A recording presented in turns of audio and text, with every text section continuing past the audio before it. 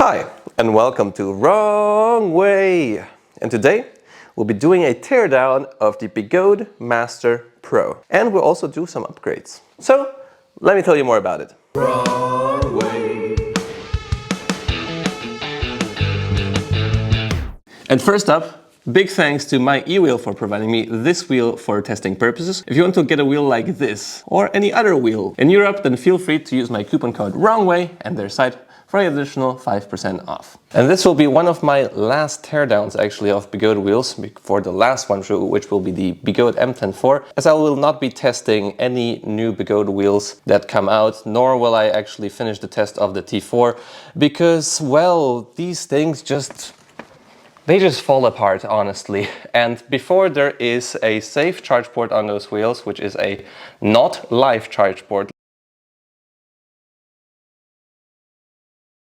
and before there is a connection between the motherboard and the batteries, which will ensure that you can't physically ride a wheel, you will have tilt back if any of the batteries is damaged.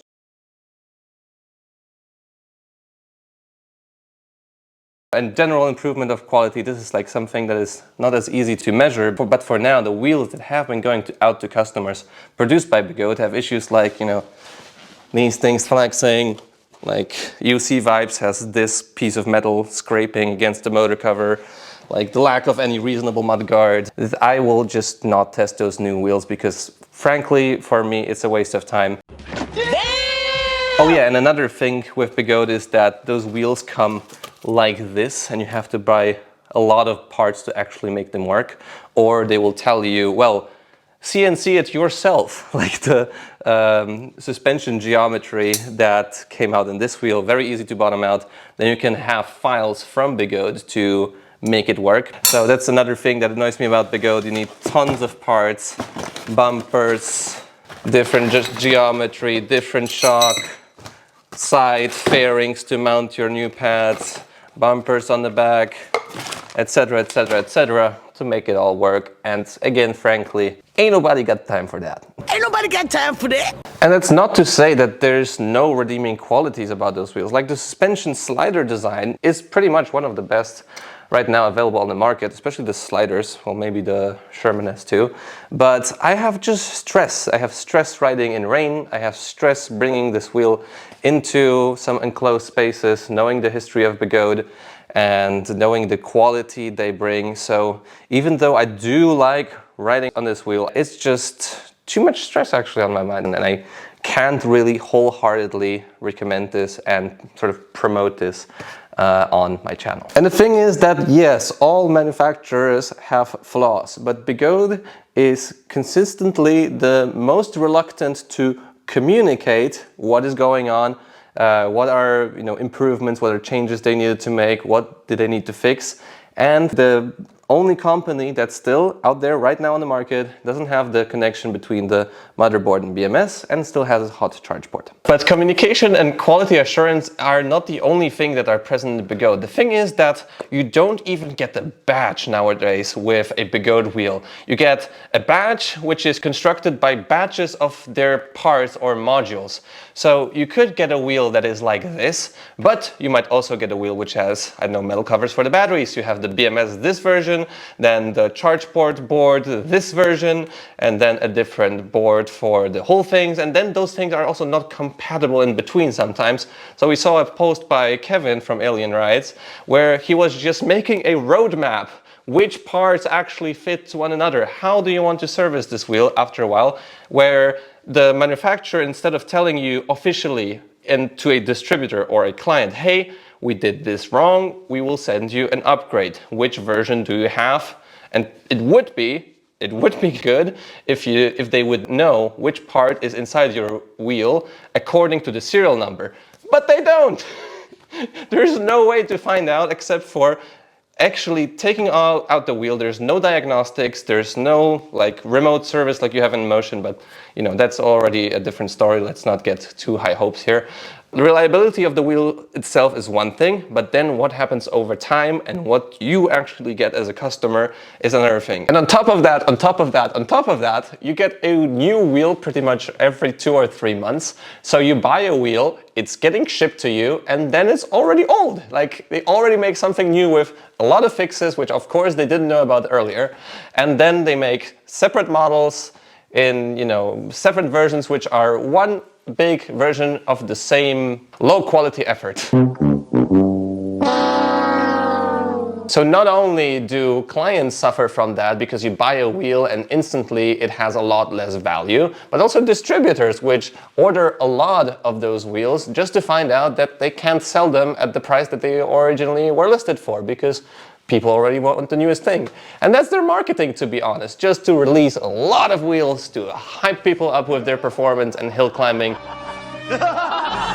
But now we are at the point where we do have performance from other brands as well, like my Veteran Sherman Max, like the Sherman S, like the Kingsong S22. So there is alternatives. We don't have to rely on Begode anymore. Why are you the way that you are? Honestly, every time I try to do something fun or exciting, you make it not that way. Alright, so let's get into the teardown of the wheel. And a lot of things will be quite similar to the Begode Master, so if I leave something out, please check out this teardown. And a overarching theme you need to think about here is that this wheel is pretty big and it has the biggest battery right now, the biggest UC battery right now available on the market. But it's also more expensive than a high quality performance electric moped, the new NGTS.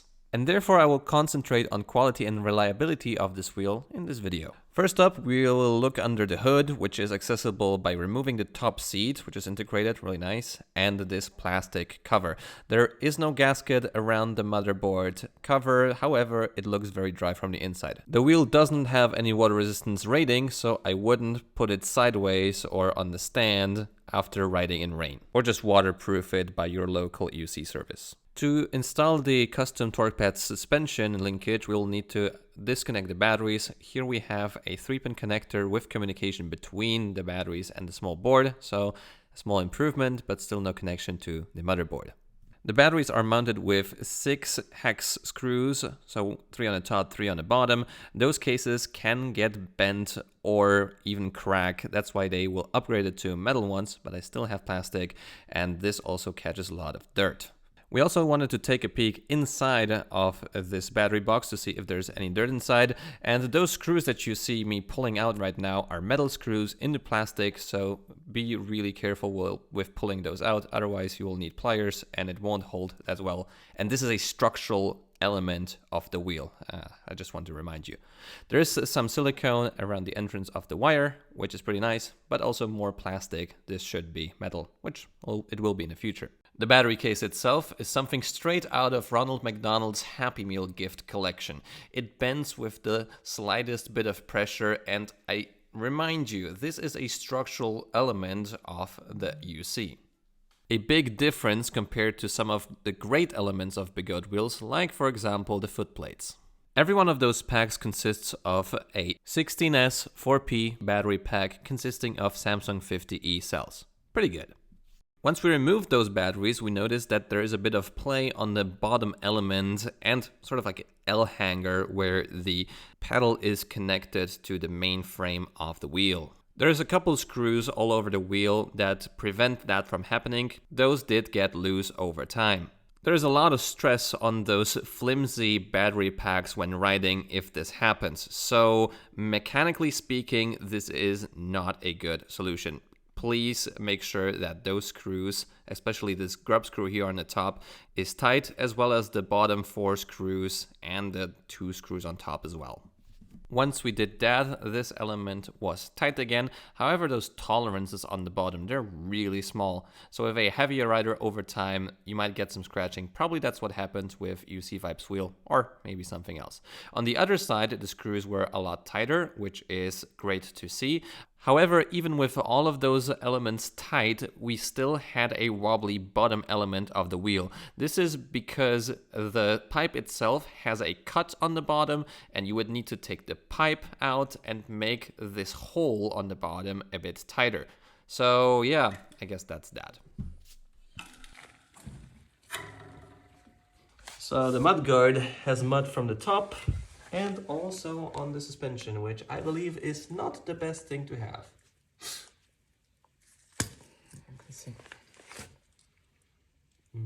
And the mudguard itself looks like a bikini. It doesn't even cover the whole thing. The front one is wider. This one is like boxers. Those pieces can be used for music too.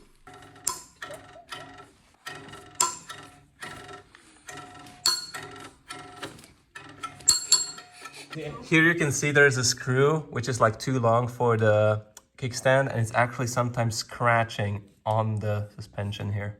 It still does seem a bit far off though, so I'm not sure.